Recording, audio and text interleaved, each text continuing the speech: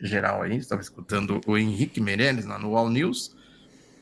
É interessante, muito interessante como a mídia trata isso, né? A direita, o projeto neoliberal, sabe?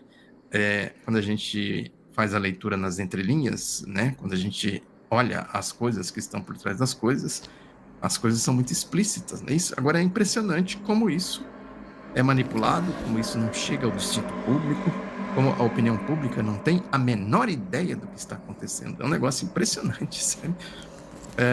Quando a gente vê isso, a lembrança, né, é remetida imediatamente para o Goebbels, do Hitler. Por que ele envolveu tanta gente, é isso, no projeto dele, né? Exatamente pelo marqueteiro, exatamente pelo goebbelianismo, a repetição de mentiras, contar mentiras para contar uma grande verdade, não é isso? Contar verdades para dizer uma grande mentira, né? Você chama aí de fake news, essas coisas todas. Eu digo que a grande fake news, a verdadeira luta política, né? E o entendimento, né, de que existe uma espécie assim de um altar, né? O capitalismo da contemporaneidade é isso aí. Tem um altar. Em torno daquele altar, todos devem chegar a reverenciar, não é isso? Não pode criticar, pode falar nada, nada, nada que é motivo, né? É como se você estivesse blasfemando, né?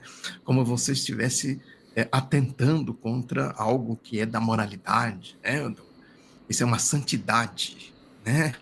Um ser absoluto, um Deus, né? Quem frequentou a igreja ou frequenta a igreja sabe como é que é isso, né? O culto, o culto a Deus, culto vem daí, não é isso? Missa, você vai lá fazer reverência absoluta, você não pode fazer uma crítica de nada, você tem que tratar com toda, né, ajoelhar perante os símbolos religiosos de cada denominação, não é isso? Ouvir atentamente os seus missionários, né? Os seus porta-vozes, né? Acatar cegamente o que eles estão dizendo, o que eles estão pregando, né? É isso aí. Transformam, portanto, né, uma coisa assim, uma fortaleza santificada. E o projeto neoliberal tem exatamente isso. Tem o altar intocável. Esse altar chama-se dívida pública. Entender a dívida pública não é fácil, né? Até porque o debate, é isso que eu estou dizendo, você não pode falar nada, não é isso? É uma santidade, é um Deus. Qualquer coisa que você fala, você é taxado de herege, pecador, e com todas as adjetivações, a pululante adjetivação, como eu sempre digo, sabe? Vai se criando adjetivos de tudo quanto é jeito para classificar as pessoas que não fazem reverência nesse altar, né?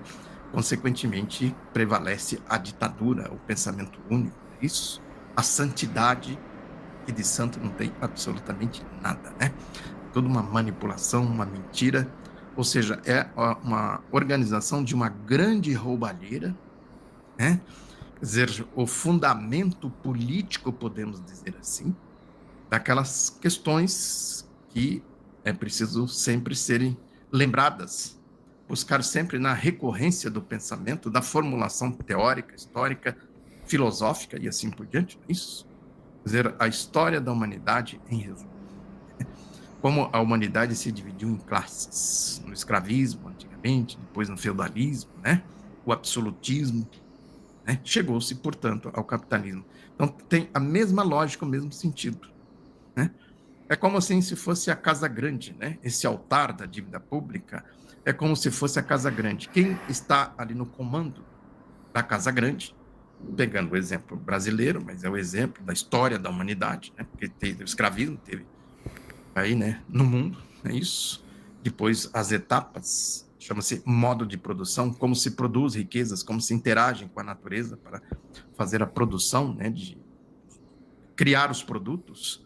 Depois, né, isso há 5.000 anos antes de Cristo, que surgiu o tal do mercado, né, compra e venda, quem compra, quem vende, a moeda, o dinheiro, né, o dinheiro como mediação. Quem estudou história aí, ou quem passou pela escola e se lembra, né, da história das trocas, como as trocas, o mercantilismo, não é isso? O sal, por exemplo, salário, enfim, história, coisa de historiadora, não é isso? Mas é importante a gente entender tudo isso.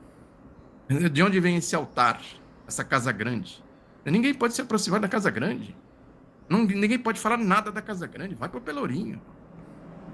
Se fizer rebelião, então, aí, né? Aí pronto, dizimar, vai ser dizimado. É disso, portanto, que nós estamos falando quando a gente fala da dívida pública. Tem tudo isso envolvido, né? E aí, como não tem esse entendimento de uma maneira geral, não se tem esse entendimento do que é a dívida pública, imagina que a dívida, eu vi aí gente entrevistando, por exemplo, a Maria Lúcia Fatorelli, né, aquela lá da Auditoria Cidadã da Dívida Pública, sabe, um tempo todo contestando ela com esse argumento da Casa Grande. Isso. Tem que pagar. A dívida não é ruim, a dívida é boa. Paulo Gala, né, que é um economista respeitado no âmbito da esquerda e com razão, né, ele sendo, como ele diz, lá da Faria Lima, ele faz exatamente essas contestações. Evidentemente, como tem um vídeo que eu gravei aqui, ele polemizando com a Maria Lúcia Fatorelli, ele, evidentemente, com a ideia que ele chama de social-democrata, de que o Estado, né, o governo, tem que controlar o processo da dívida. Agora, tem que ter dívida, tem que ter mercado, como ele diz, é isso. A ideia de mercado, né? De onde vem a ideia de mercado? Mercadoria, não é isso? O produto transformado em mercadoria pelo dinheiro, pela intermediação do dinheiro, quem compra e quem vende. Então, quer dizer, onde tem mercadoria, tem mercado, obviamente. Qualquer coisa que você comprar umas mercadorias aí, então, é mercado, é isso. E aí o Marx sintetizou tudo isso, que no capitalismo a mercadoria é a célula máter. Quer dizer, tudo no capitalismo se transformou em mercadoria, tudo, literalmente tudo. Ele disse, onde o capitalista toca, vira mercadoria, como o rei Midas, lá da antiguidade, não é isso? Fábula, é uma fábula, né? O rei Midas, tudo que ele tocava virava ouro, tudo que o capitalista toca vira mercadoria. Então aí nós temos que ver o problema do mercado, né? Que é isso aí. O Espírito Santo desse altar da dívida pública é o mercado. O mercado fala por Deus. Não tem essa tríade aí? Eu gosto muito da religião, né? Eu acho importante na história da humanidade para explicar exatamente o processo civilizatório, como a humanidade passou a ter um entendimento de si própria, não é isso? A gente está pegando aqui o mundo cristão, obviamente, né? Mas isso também é aplicado em outras religiões, mas no mundo cristão, na tradição cristã, né, isso é bem explícita, né? A tríade. Ninguém vai ao Pai senão por mim, pelo Filho. E o Filho vai se manifestar pelo Espírito Santo, ou seja, pela boca de um missionário, de um pastor, de um cooperador, né, dependendo da denominação, por um bispo, né? Alguém que vai ser possuído pelo Espírito Santo e vai manifestar. Ele vai ser o intermediador, não é isso?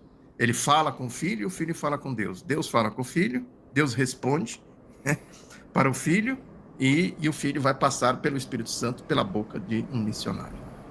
É a tríade, portanto, é isso aí. É assim que se constituem as religiões, mesmo as que não são pentecostais, a Igreja Católica, por exemplo, que não é pentecostal, tem exatamente essa ideia, né, do Espírito Santo.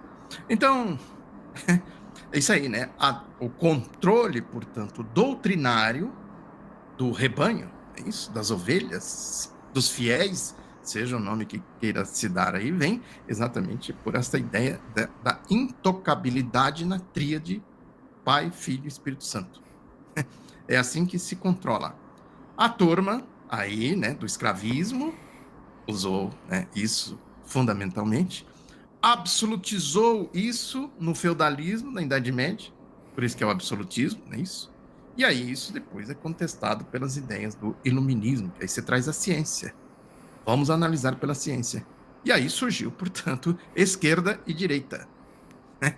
O falso Espírito Santo, né, da tríade, né, do obscurantismo medievalista da Idade Média, e as ideias da ciência do iluminismo, que fulminou a escuridão, não é isso? Aí do absolutismo religioso. Então, quer dizer, a prática, portanto, de ter absolutismo político vem daí, desse conceito de dominação da sociedade pelo medo, pelo terrorismo psicológico, no caso concreto, terrorismo econômico, não é isso? Terrorismo político, ditadura, né? Então, o mercado é isso aí, é o Espírito Santo. É o mercado. Quem é o mercado? Não sei, é um mercado. Tem um mercado aí. Ninguém sabe que diabo de mercado é esse, né? Quer dizer, quando se fala mercado, né? E aí o Henrique Meirelles estava explicando isso lá no All News, Henrique Meirelles, que foi presidente do Banco Central. Tem um livro dele aí que eu ainda não li, mas eu já vi ele dando declarações por aí, que o Lula chamou ele para ser presidente do Banco Central, lá no primeiro governo Lula, né? E que ele impôs algumas condições, ter autonomia, né? O Banco Central ter autonomia, não ter ingerência política. Ele fala isso por aí, né? E depois o Lula chegou a ligar para ele, para falar para ele baixar os juros, né? Não ficar aí com esse negócio de jogar juro para cima, juro para lá, juro para cá e tal, né? E se vangloria disso. Quer dizer, é um ditador, portanto, né? Isso é o missionário, né? O pastor, bispo, o papa, o padre, né? Que é o portador do Espírito Santo, que é o mercado, que fala com o filho e fala com o pai, que é a turma da bufunfa, né? Esse é o pai, o filho e o Espírito Santo, né? O controle, portanto, vem exatamente de absolutismo político, obscurantismo, ditadura, imposição de um pensamento único. É desse jeito que a coisa é tratada, né? E ele explicando lá o que é o mercado. Quem quiser tiver curiosidade, vale a pena ouvi-lo para rir e entender, né? A gente ri, mas a coisa é séria, né? Muito complicado tudo isso. A luta política, né? A luta política é difícil. Não é simplesmente ficar discutindo se o Bozo vai ser preso, não vai ser preso, se teve golpe, tentativa de golpe, que é a extrema-direita. Não é isso aí, não. É entender o Pai, o Filho e o Espírito Santo. Isso é fundamental. Por isso que é importante ler a Bíblia. Eu sempre falo. Tem até um meme aí que eu vi esses dias, sabe? O cristão lê a Bíblia, o ateu lê e entende. Porque você tem que entender, né? São os códigos morais, não é isso? Como se organiza politicamente? Se organiza a partir de códigos morais. Né? Se cria, portanto, essa ideia de que só existe responsabilidade fiscal, moralidade, responsabilidade política, responsabilidade social, se você seguir fielmente a tríade: o Pai, o Filho e o Espírito Santo. Ou seja, a turma da bufunfa, esse é o Deus. É isso. O Filho é o presidente do Banco Central Independente. E o Espírito Santo, que é o mercado. E aí você tem, portanto, o Henrique Meirelles, um dos, cheio de pastor, padre, dessa seita aí, né? A seita da ladroagem, da roubalheira, do escravismo e do absolutismo político. Mas, concretamente, Henrique Meirelles. Então, é isso aí, tá vendo? Eu fui indicado pelo Lula e impus condições para o Lula, que ele não se meta com o Espírito Santo, com o Filho, nem com o Pai. É isso. Então, quer dizer, o Filho, na verdade, o Banco Central, né? O Banco Central que administra tudo isso. Ele, como presidente do Banco Central, é o pastor. Chamar pastor, não é isso? Ou padre. Vamos chamar assim de sacerdote. Sacerdote define bem as coisas. Ele é o sacerdote dessa seita, não é isso? O filho é o Banco Central, o pai é a turma da bufunfa. Portanto, você cria uma tríade de santidade. Em torno dessa tríade, você cria os mandamentos, os 10 mandamentos, que é o consenso de Washington. Veja como encaixou direitinho aqui a minha, como podemos dizer, a minha parábola. Né? Jesus era mestre nas parábolas, né? A minha parábola encaixou direitinho. Os 10 mandamentos são os itens do consenso de Washington. Estão, né, nas cartas do FMI, nos programas de resgate do Banco Central Europeu, é isso? Então, em nome dessa tríade, né, eles podem fazer tudo. São absolutos, incontestáveis. Ninguém pode levantar um A contra eles, que é atacado, agredido, herege, vai para o inferno. Lá na Idade Média, o que acontecia? As mulheres nem iam para a fogueira. Aí é só pegar Em Nome da Rosa, do Humberto Eco. O filme é muito bom, o livro muito melhor. para a gente entender, né? Isso aí, o absolutismo, o obscurantismo, o autoritarismo. Né? Então, aí, e ele explicando lá o que é o mercado. Né? O mercado, segundo ele, é alguém que tem uma padaria no interior da Bahia. Sempre tem essa ideia do interior, né? Essa gente autocrata, né? Autoritária, essa arrogância, né? Típica da casa grande, da elite, né? O interior, o dono de uma padaria lá no interior da Bahia é o mercado. O mercado é todo mundo. Né? E aí eu já pensei, assim, então você andou lendo Marx, né?